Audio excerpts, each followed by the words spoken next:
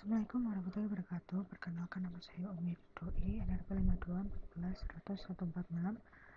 Saya dari kelas MPTI B. Di sini saya akan menjelaskan tentang belajar procurement management.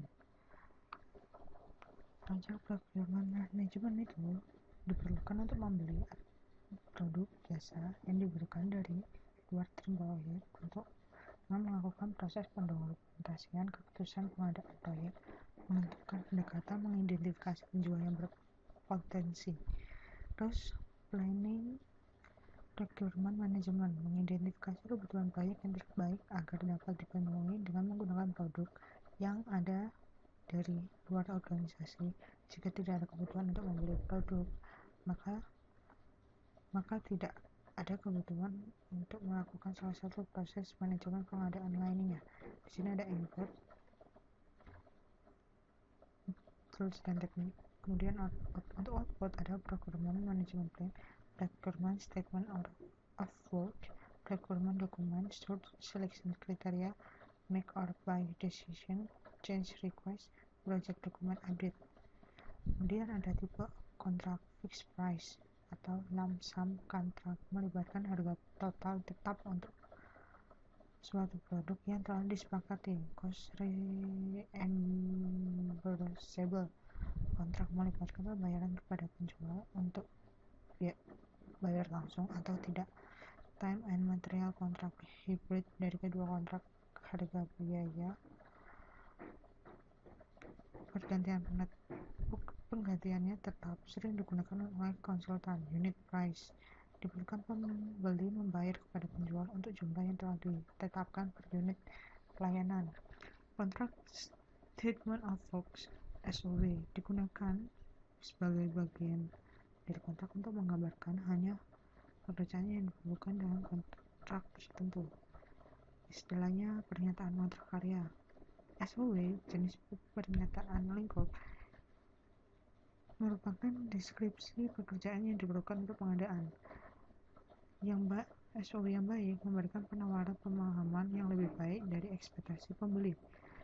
Di sini ada semacam contoh template SOW: scope of work, location of work, period of perform, deliverable, schedule, applicable standard, and acceptance criteria, special requirement. Kemudian recruitment dokumen terdapat ada dua: for proposal dan quotes. Proposal, dokumennya disiapkan oleh penjual ketika ada pendekatan yang berbeda untuk memenuhi kebutuhan pembeli. Quotes adalah sebuah tawaran atau tender yang disiapkan penjual untuk memberikan harga item standar yang telah jelas dan sudah ditentukan oleh pembeli. Ini template-nya, semacam contoh tekniknya. Kemudian conducting procurement, proses mengelola respon penjual, memilih penjual, dan pemberian kontrak. Fungsinya memberikan kesesuaian harapan terhadap pemangku kepentingan internal eksternal melalui perjanjian yang didirikan. Ini input, tools dan teknik. Untuk output ada select seller, agreement, result calendar, change request, project management plan update, project document update. Kemudian ada approach for procurement, untuk pengadaan barang dan jasa dengan beberapa cara: mendekati vendor sesuai yang diinginkan, mendekati beberapa vendor berpotensi, iklan untuk siapapun yang tertarik. Di sini ada contoh sampel proposal evaluation sheet.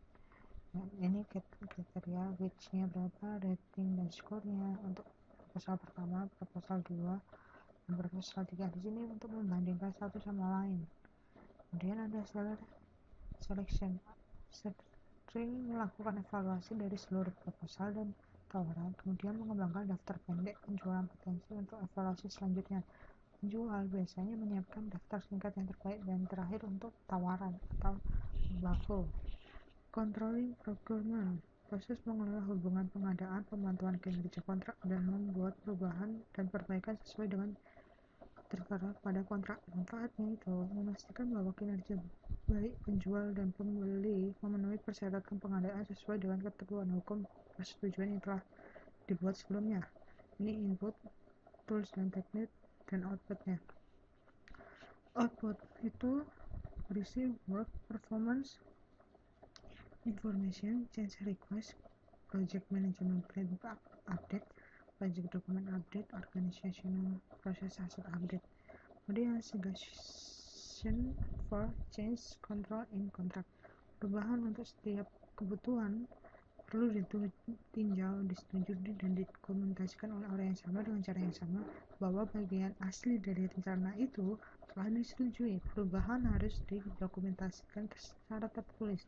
Anggota tim proyek juga harus mendokumentasikan setiap pertemuan penting atau panggilan lewat via telepon. Closing procurement melibatkan penyelesaian dan penetapan kontrak, kemudian harus menyelesaikan setiap item terbuka, yang mana kontrak ini tuh harus mencakup persyaratan untuk memenuhi formal dan penutupan formal dan penutupan. Terus ini input dan teknik. Untuk outputnya ada close procurement, organization process asset update, kemudian using software to assist in project procurement and management.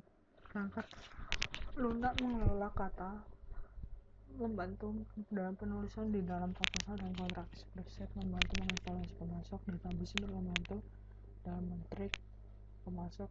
Perangkat lunak membantu untuk informasi terkait pengadaan. Software e-procurement mempunyai banyak fungsi dalam pengadaan secara elektronik. Sekian dan terima kasih.